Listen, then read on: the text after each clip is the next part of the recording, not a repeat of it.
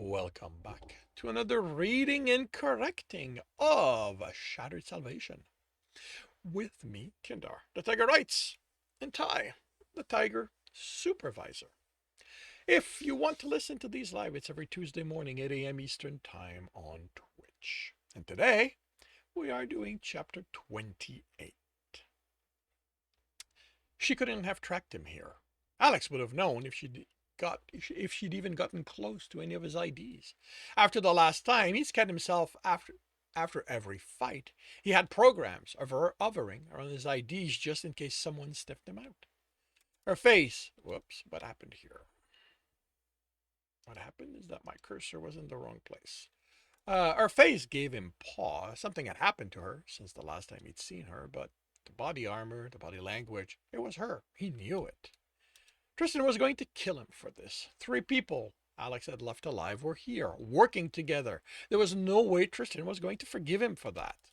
He glanced at Tristan, who was attaching explosive to the fabricator. Maybe he hadn't seen her.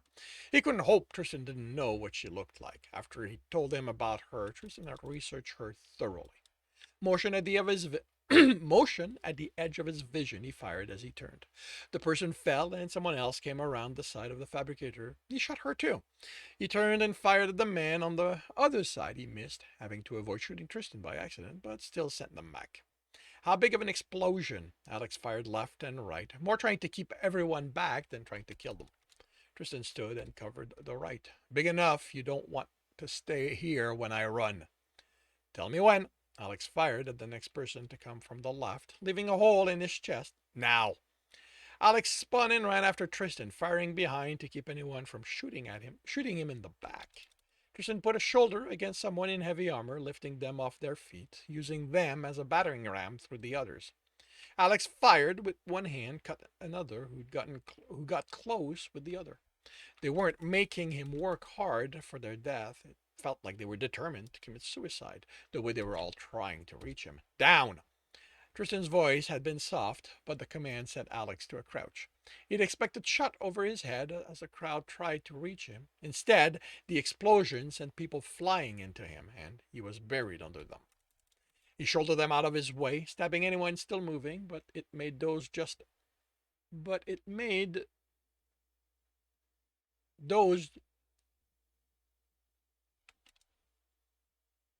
he shouldered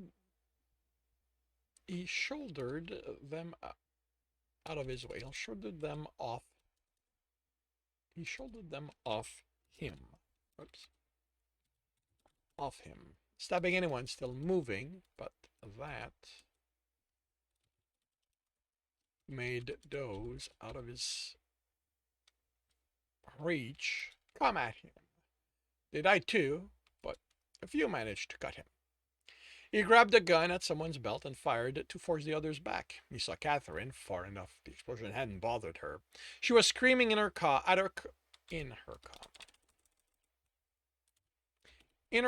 Definitely not happy right now. Alex smiled. He could take her misery away. He aimed at her, but was tackled before he fired. The gun and knife flew out of his hand. He kicked the person off and got to his feet. Flint was already on his. You are so dead. He grinned as he grabbed the knife from his belt and threw it at Alex's feet. Alex looked around. A circle had formed around the two of them. Beyond, Tristan was fighting armored people. Catherine's. Pick it up. Flint's face was livid.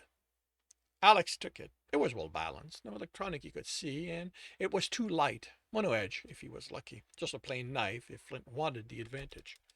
Alex flung it with all the strength at the back of a man in armor, trying to sneak up on Tristan. He looked at Flint as the man fell, the knife in his spine. You seriously want to fight me with a knife? Flint was missing half his hair, his face covered in blood and soot. The outer layer of his clothing had burned off, revealing the plating. Don't you know how deadly I am with one of them? I'll have you cut to ribbon before you can even move. I don't care if I die anymore. Can you say the same? Alex laughed. Really?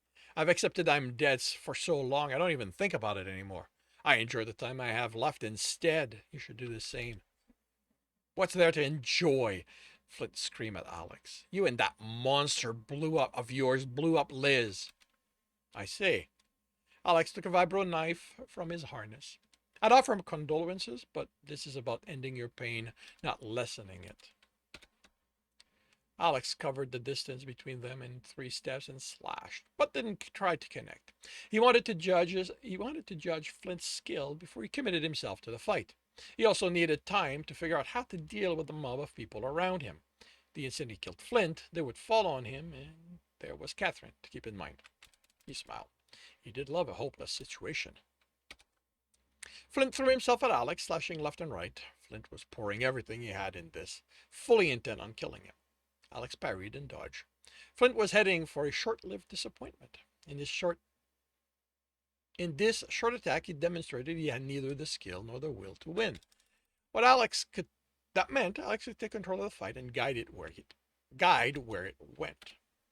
He fought back only hard enough to keep Flint on his toes, let him think he had a chance.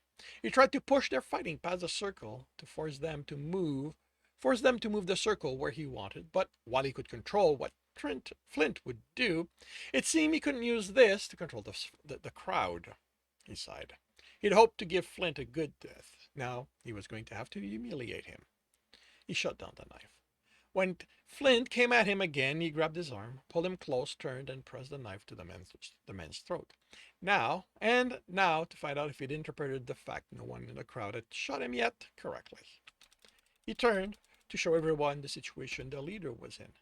Trust me when I say that if you shoot me, I'll cut his throat before I die. What are you waiting for? Kill him! Flint's voice was raw. It isn't going to happen, Flint. They know that if I cut your throat, you're not surviving that. Unless you brought a fully staffed hospital with you, you're a goner. You think I'm afraid to die? I know you're not, but what you're afraid of, but what you're afraid of or not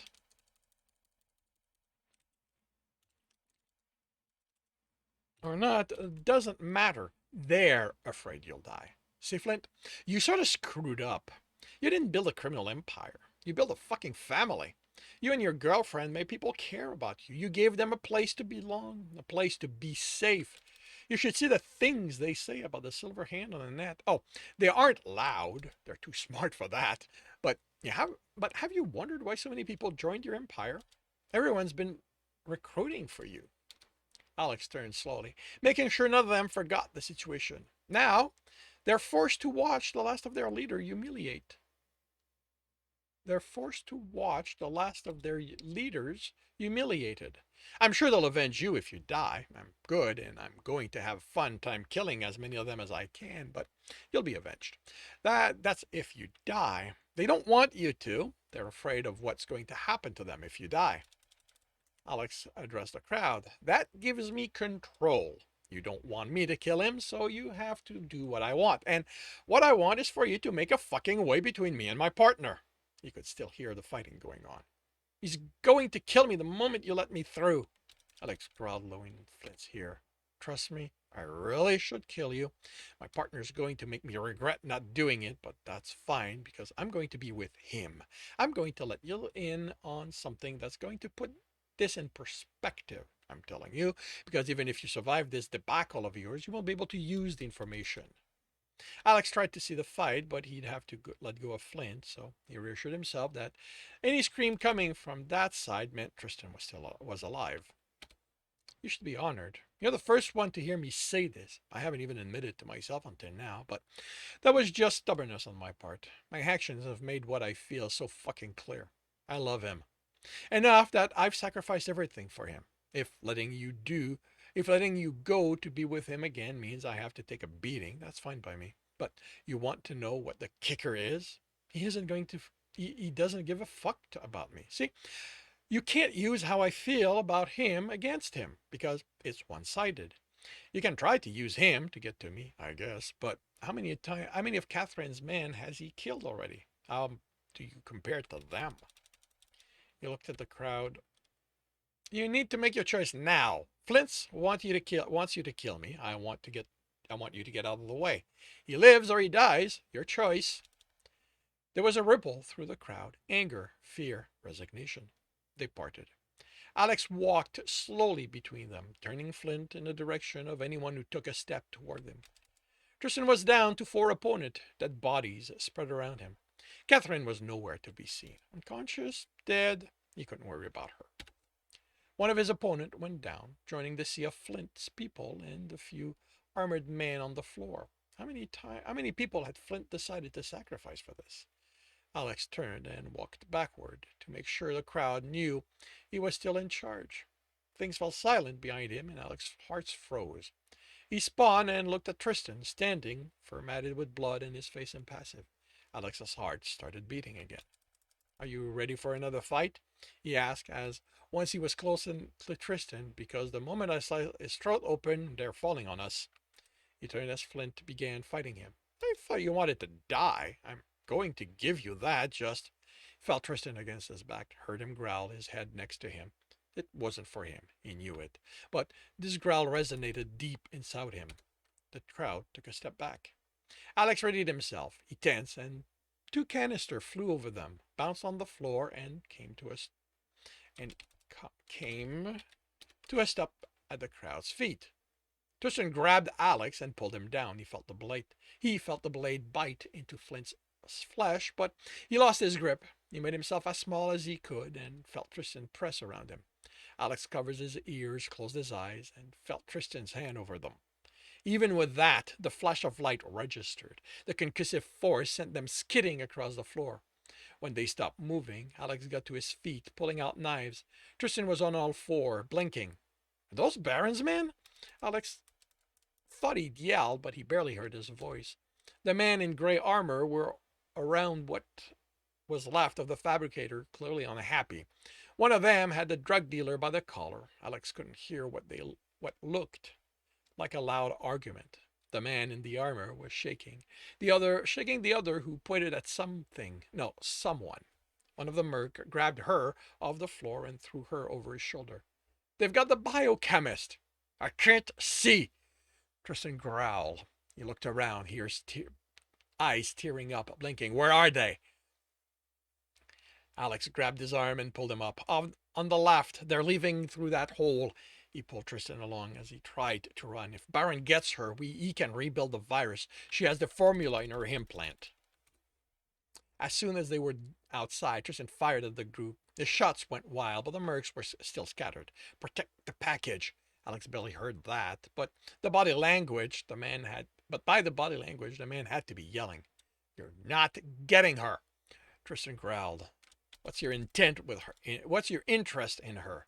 The man in gray armor asked. He sounded fainter, but he didn't seem to be screaming.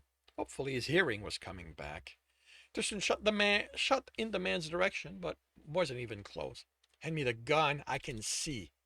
Alex took it and aimed just as he felt something prance against his back. There was a flash of pain, then he was in the air. He was unconscious before he hit the ground. And this concludes chapter 28 of The Shattered Salvation. If you are enjoying this, please leave a like. If you want to know when the next chapter is going to be up, subscribe and hit the bell. If you want to read the book, the story, as well as the other in the series, they are available on all major e-retailer. If you want to support me, that's on my Patreon, where you can also get access to basically everything I've written. If you want to listen to this live, it's every Tuesday morning, 8 a.m. Eastern Time on Twitch. And with that, I shall wish you a good day.